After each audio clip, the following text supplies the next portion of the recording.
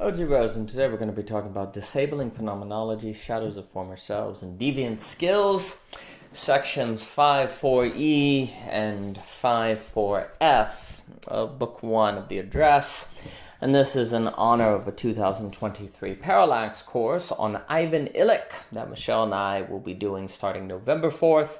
We are coming up at the end of sign-ups. It would be wonderful to have you. We are very much looking forward to the course.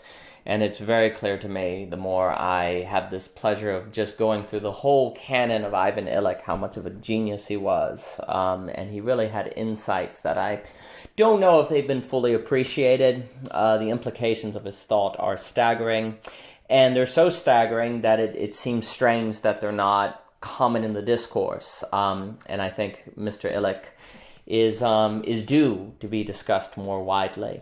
His work is amazing. A lot of people know about his work on deschooling, the medical nemesis, but the works like Tools for Conveniality, The Right to Useful Unemployment, H2O in the Waters of Forgetfulness, his notions of disabling are just extraordinary. And so it's been a real delight to go through Illich and to think of him alongside the arc of thinking in O.G. Rose. And this paper, this section of the address is going to be discussing what Illich wants to tell us about certain phenomenological experience of the world that actually lead to disablement. Now, Illich is very interesting, where later he thinks that we have to understand modern society as increasingly disabling human beings. And what he means by that is we're incapable of doing anything outside of the system. So, for example, we gradually outsource the ability to work on our car to a mechanic, so we don't have the skills to work on our car ourselves, and therefore we require the mechanic to work on our car. And if you, on your own say, well, I'm just going to learn to work on my car without help from a mechanic, you're almost seen as a deviant. You're seen as kind of a fool. And why would you even do that? It's kind of irrational. And also it's kind of prideful. Aren't you, who are you to think that you can work on your car as opposed to get someone who has years and years of training? And Illich is not saying that it's bad to use a mechanic, nor is he saying that there aren't times where you shouldn't use an expert or turn to an expert. That's not what he's saying. What he wants to make us realize is we're always in the business of trade-offs. It's like Neil Postman talking about technology. Technology is neither good nor bad. There's always trade-offs. And what Illich is pointing out is that we've gotten so habituated to the lifestyle and the thinking and the rationality and the ethics of which disable us, that increasingly outsource our skills to the market or to the expert class, that we don't even realize how disabled we are, how incapable of anything we are. And the reason why this is important is because the more incapable and disabled we are, the more reliant we are on the system to take care of us. And that means the system has power. And for me, what's so interesting about this is that it suggests Illich is kind of giving you an alternative vision to Orwell and Huxley. Orwell warns about fear controlling us and power. Huxley warns about pleasure. But Illich here is suggesting that we get controlled because we are disabled. But since we have access to the system, we don't see ourselves as controlled. In fact, Big Brother is Big Parent or a big friend in a way because we can access the system. And it's rational for us to access the system. And so what ends up happening is we increasingly become disabled, but don't see ourselves as disabled because we have access to those experts. Now, this is not all bad, and we're going to have to get into an analysis of talking about what Illich is telling us alongside the great enrichment of Dietrich McCloskey. So this is a complicated issue, but we really need to look clearly at this disablement that we're undergoing without even realizing it. And furthermore, we end up experiencing the world in such a way where we don't even realize that we moralize being disabled. So, for example, if you say learn how to write, but you're not a published author, people will be like, why do you bother? Like, why would you write? Like, why take the time to have that skill? And so basically, you experience tasks and abilities as only rational to do to the degree that they can be priced by the market or they can be sold. And if what you're doing can't be translated into market terms, it becomes silly to do.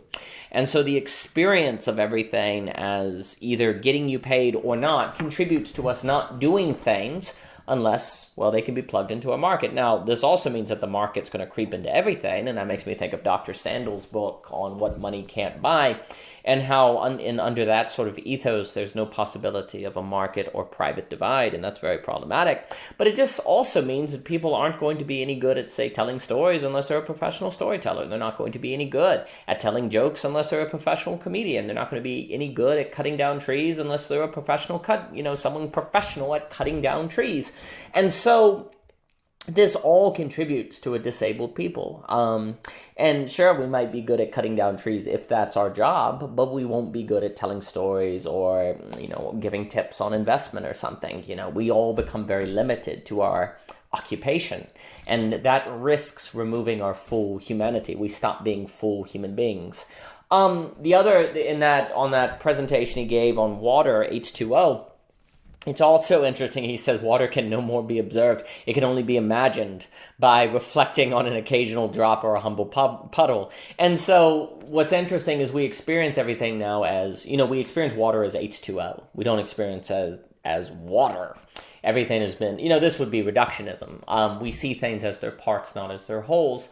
Well, if water is H2O, H2O is very technical. It's something that experts deal with. And you then, to experience the world like H2O instead of water per se, is to experience the world as a collection of things for experts and technocrats to manage and to decide how to use. And so our very phenomenological experience then comes to serve the expert class. And in phenomenology, if that was valuable, and we talk all the time at OG Rose on the importance of phenomenology, well, you certainly have a story to tell. You can talk about your experience, your one-on-one experience, and if phenomenology, if experience is just as important as the atomic composition, well, then there's still space for the individual and their relation and for them to talk about it. And so what you have is if you experience everything as H2O per se, if you experience everything as priced, this is all going to contribute to experiences that are going to favor the world that is, it's going to favor us giving everything over to the system and being further disabled. The other experience is fear. O.G. Rose will talk all the time about fear and the problems of fear. You have the work on worry, you have concerning epistemology. And what ends up happening, too, is because we're disabled, we tend to experience the world as a scary place where we need experts and we need authorities and technocrats to protect us because we don't, and we should be afraid, right? Because we're disabled. We don't have abilities. And so the more we're disabled, the more fragile we become, the more we experience the world according to fear and we're afraid. And so the more we tend to then turn to the system to help us. And so then we're grateful for the very system that disabled us. And so the system then justifies itself that way. So you see the phenomenology of fear, ergo worry, autonomous facticity, reducing everything to say, quote unquote, H2O, autonomous pricing. All of these are disabling phenomenologies that lead to a way of experiencing the world that makes it seem rational and moral and sensible to give everything over to the system or to turn to the expert class.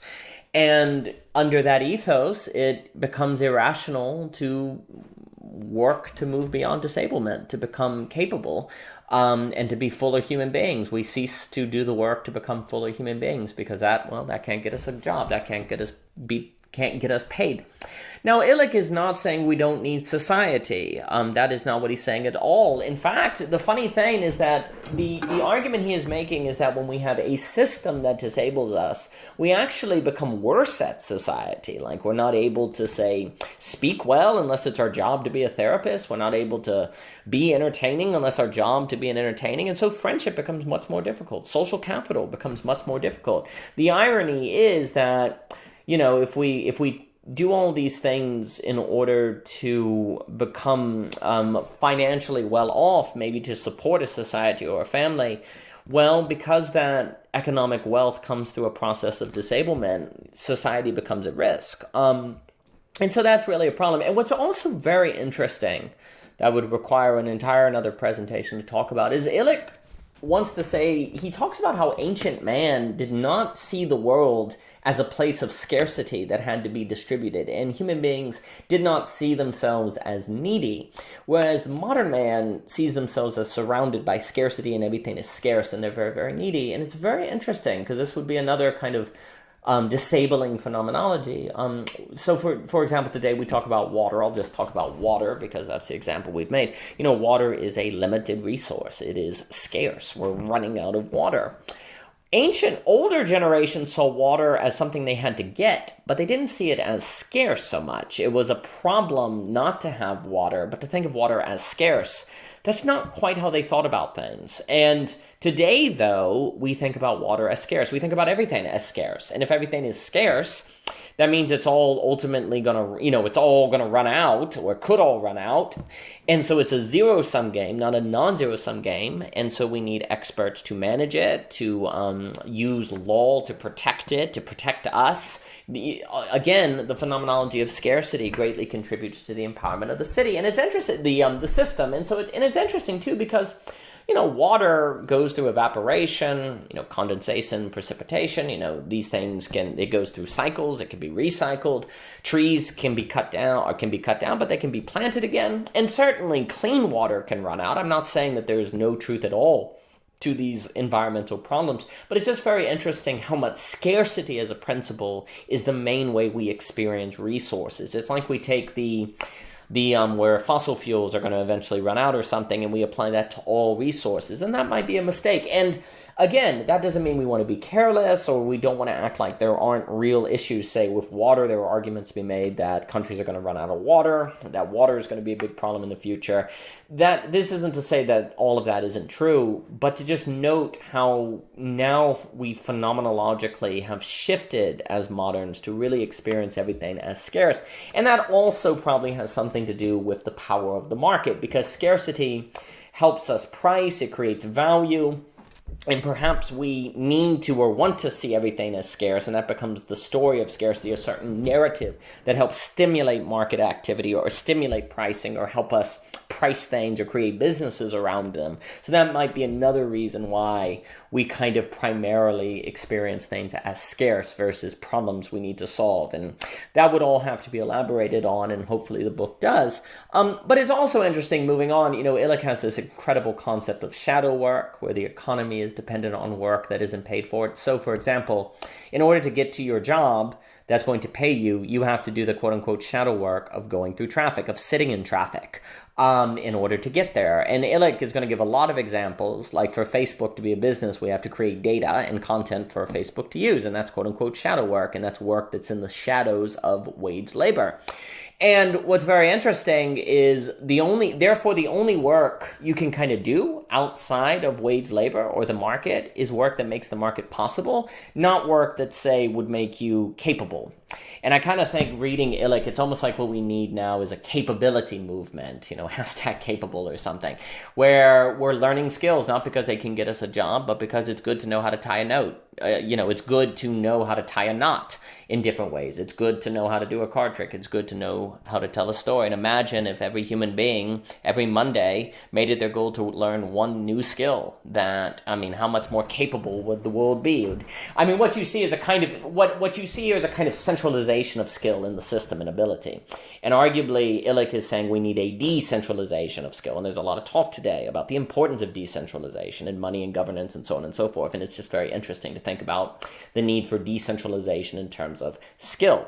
But anyway, on the shadow work, what's very interesting is there's a way to say that now the house exists not as a kind of domain to entertain or to host or to create a home. The house is now more like an apartment you stay at between jobs, between work. When you go to, it's where you sleep before going back to work. And so there's a way in which the home, because it becomes a quote-unquote shadow of its former self as a house. And that's kind of a play, like shadow work is work that also turns things into shadows of their former selves. And so what's very interesting is that when writing only is legitimate to the degree that it gets us a job, then writing becomes a shadow of its former self as maybe copywriting or something like that, or just writing for a blog, but it loses the craft to it. Not necessarily, of course, and there are plenty of blogs that are incredible, but there's a way in which writing becomes impoverished. It becomes a shadow of its former self. And we can see all of shadow work. Wherever there is shadow work, there tends to be a reduction of things to their former self. And I like also the play with young shadow work, and I think indeed to face shadow work and to see, to do shadow work and to value it for its own sake, not just in terms of enabling the market that's going to require a lot of shadow work in the Jungian state sense. And so I think those things go together. And, it's also fascinating that Illich will describe development as increasing disablement in third world nations. We define development in terms of the introduction of a system of experts and technocrats, and therefore a nation becomes developed the more disabled it is, and then peace becomes a peaceful society is one that is developed and therefore disabled, and that draws into question a lot of what exactly do we mean by peace? Is peace serenity, or is it simply the lack of threat because we're disabled, and that may benefit power? And ultimately, this section of the book is going to describe, I almost want to call it like the skill crisis. We talk about the meaning crisis.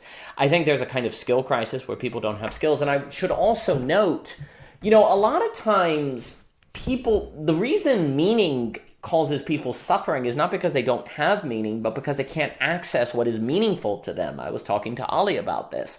And so, for example, if what is meaningful to you is being a writer, but you don't have the skill to write, it's actually meaning that tortures you. It's precisely the thing that's meaningful that you cannot realize and access. And because it is meaningful, it tortures you.